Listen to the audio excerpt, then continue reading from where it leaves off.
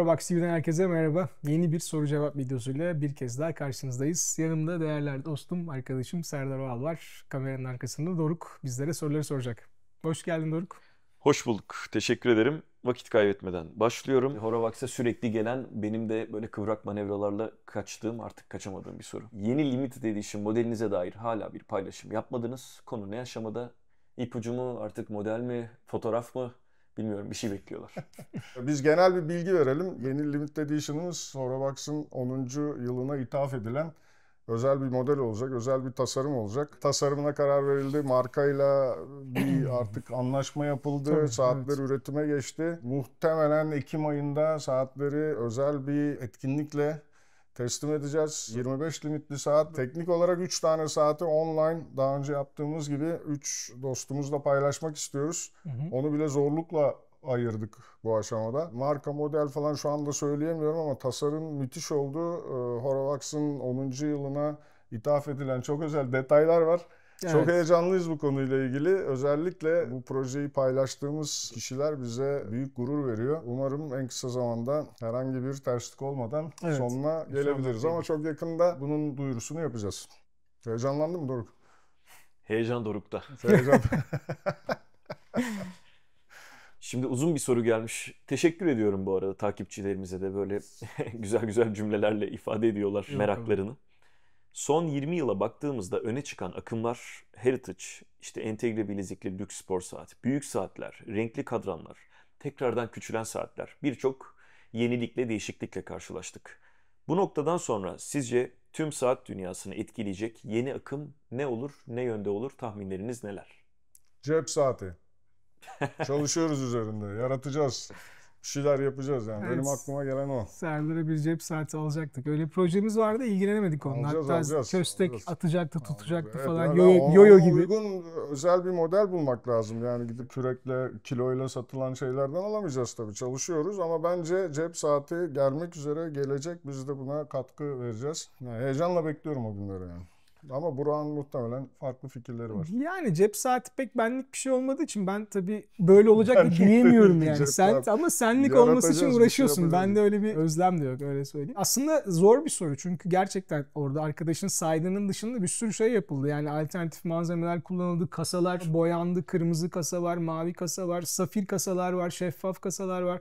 Yani bundan sonra gerçekten böyle bir trend olarak saat endüstrisine damgasını vuracak ve sayılanlar kadar uzun süreli, uzun soluklu olarak bu endüstriyi etkileyecek bir akım çıkacağına ben kalben inanmıyorum. Yani bundan sonra bence daha çok olanları geliştirme veyahut daha önce terk edilenleri belki tekrar gündeme alma olabilir. Tıpkı modada olduğu gibi. Kendi adıma açıkçası yepyeni bir şey çıkacağından ümitli değilim yani. Bunu Ya söyleyebilirim. ben hep fantezisi kuruyorum. İki segment de aslında birbirine çok karşı ve uyuşmuyor ama bu akıllı saatlerle bizim mekanik saatleri bir araya toplayabilecek bir şey çıkabilir. Belki bir ne bileyim bir aparat çıkar, onu ona takarsın falan filan. Yani bu bir trend olabilir. Yani bu trendi yaratmadıkları sürece herhangi bir sektörde ürünü kolay kolay satmak mümkün değil. Hatırla ya da daha doğrusu şöyle düşün. Bazı ürünler var, bir bakıyorsun ya arkadaş bu ürün nasıl satılıyor diyorsun, yani çöp gibi bir şey bu diyorsun. Bazı ürünler var, Allah Allah bu nasıl satılmıyor diyorsun, çok güzel. Orada aradaki tek fark marketing. Bu marketing de bu trendleri bir şekilde değiştirerek oluyor. Bizim hobi anlayışımız da böyle değil mi Burak? Yok yani hep aynı şeyi aynı yerde almaya devam edersen bir yerde kilitleniyorsun. Benim başıma bu Paneray'da geldi mesela. Paneray öyle bir noktaya geldik ki artık alacağım her çeşit kombinasyon bende var. Kolları öyle, kasası böyle, bilmem nesi işte, kahverengi kadran, siyah kadran falan. Bir yerde kilitleniyorsun ve değişiklik. Düşün, ben bir dönem 36 milim saat bile aldım. Hem de çelik altında. Güzel yani günler. o trendi değiştirebilmek için kendi adıma.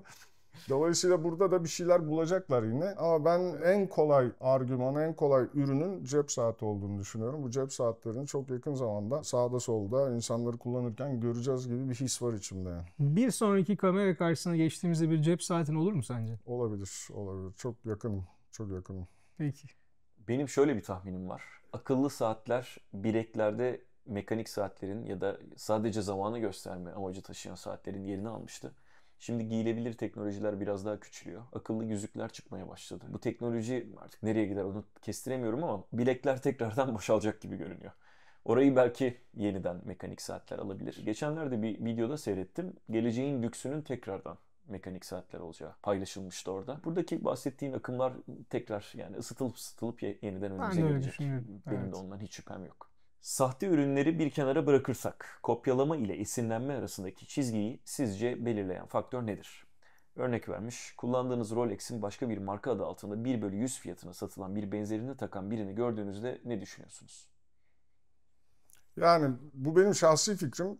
Çok haklıyım da demiyorum ama Hı hı. ben esinlenmekle kopyalamak arasında çok bir fark görmüyorum. Saat sektöründen bahsediyorum, mekanik Evet. saatçilikten bahsediyorum. Yani ama bu işin de başka yolu da yok. Hı hı. Yani şimdi bir Rolex Submariner yaptı diye herhangi bir dalış saati, o segmentte bir saat yaptığın zaman ona benzememesi çok mümkün değil yani. Doğru. Bir bezel döndüreceksin. O bezeli de hani kare yapma şansın yok. Yani muhakkak bir benzerlik var ama esinlenmekle kopyalamak arasında ben çok bir fark görmüyorum kişisel olarak yani. Bence ikisi aynı şey. Evet. Saat dünyasının içindeysen, saati biliyorsan Submariner'dır. Adam abi bir bakıyorsun yani bütçe olarak oraya ayırmak istemiyor. Yani 10 bin Evet. euroyu hani bulup bulmamayı boş ver. Hı hı. Oraya o bütçeyi ayırmak istemediği için Steinhardt gibi bir şey yok. Tamam çok güzel abi güle güle kullan bir şey yok. Yani ben orada kişiyle daha çok benim yorumum kişiye oluyor ürüne değil yani. Ben şöyle düşünüyorum şimdi, esinlenme ile kopyalama arasında, kopyalama zaten belli yani her şeyi birebir yapmak. Bazı tasarım detaylarını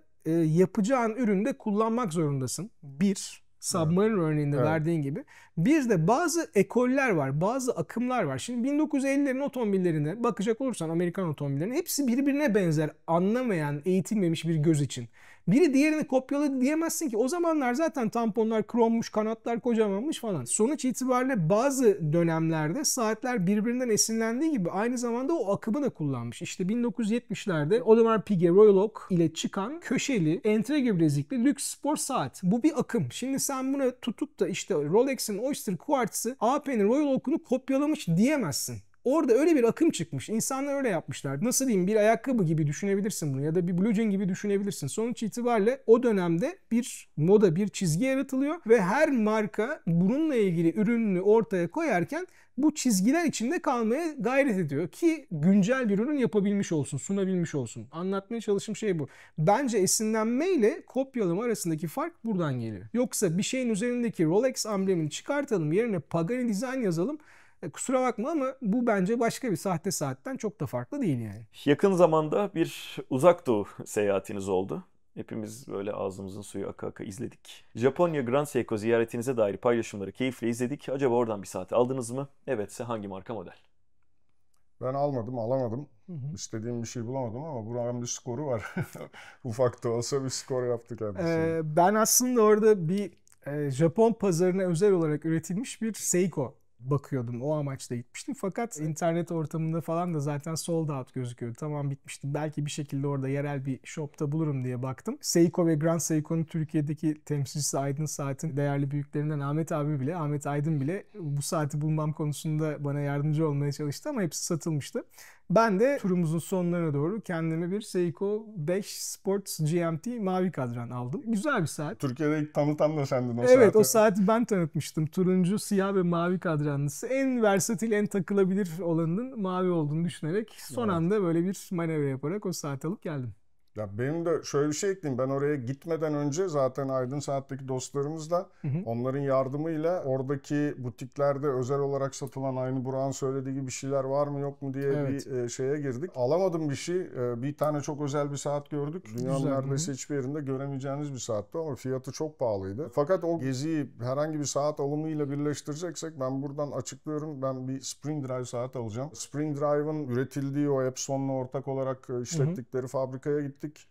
Prosesi başından sonuna kadar izledik.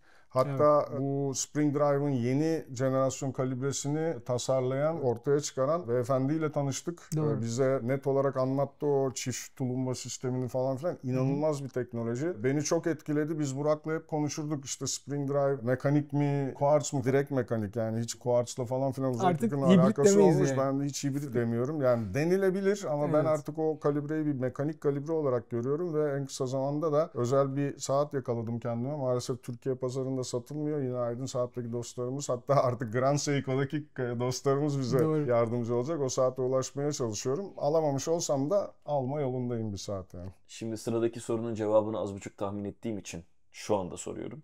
Sizce en iyi pilli saat üreticisi kim?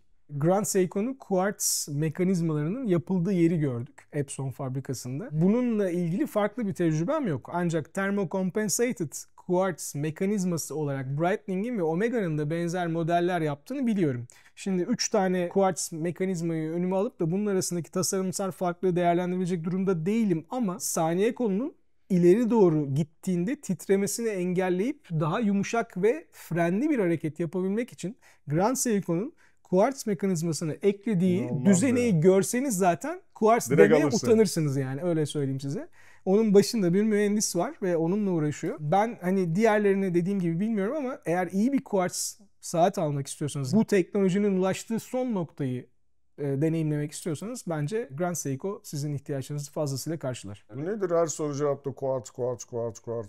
Demek ki yeni akım Kuartz pilli mı? saatler. Kuartz cep saati o zaman. Kuartz cepse. Yok, ben Spring Drive olacağım ya. Kafaya koydum. Sıradaki sorumuz. Koleksiyonumdaki saatleri size sıralasam benim için yorumlar mısınız? Tabii Burak Bey işi gücü yok, oturur bekler hepsini siz bu yollayın. bana çok gelen bir şey. Arkadaşlar biz kahve falı bakmıyoruz ki burada. Ben şimdi O ne demek bir de ya? beğenip Yorumlar almışsınız mısınız saati, yani? nasıl yorumlayayım şimdi? Bir şekilde hani şöyle olabilir, işte ben şunu almak istiyorum. Şu fiyat bandında 3 tane saate Evet. kadar indirdim Burak abi. Neyi tavsiye edersin? Neden tavsiye edersin? Tamam, ama beğenip almışsın 3 tane saat, 3 senedir kullanıyorsun. Fotoğraflarını çekip bize gönder. Bunu yorumlar mısın dersen bu Falahattin'e dönüyor. Sana yani, bir yol görünüyor. evet. Anene ay doğacak. Bu yardımcı olabileceğimiz bir şey şekli değil maalesef. Sokakta, iş yerinde, gittiğim her yerde insanların bileğine bakar oldum. Yakalanacağım diye korkuyorum. Size de böyle oluyor mu? Oluyor tabii. Oluyor. Yani ben artık böyle, hatta Burak diyor ya fal, biraz önceki şey Evet. biraz espriyle, ben böyle insanlar hakkında o bileğe bakarak profil çıkarmaya başladım. Ve gerçekten iş güç yaparken de böyle giriyorum, direkt insanların bileğinde ne var ne yok. O hepimize oluyor. Evet. Bana da çok sık olur. Çok uzun zamandan beri çok dikkat ederim yani. Bilekte nasıl bir saat olduğuna dair. Bu konuda bu soruya soran arkadaşımızın kendini hiç yalnız hissetmesine gerek yok yani. Peki o soran arkadaşa ben bir soru sorayım. Böyle bakıyor ve saatin sahte olduğunu anlıyor. Replik olduğunu anlıyor. Acaba ne hissediyor?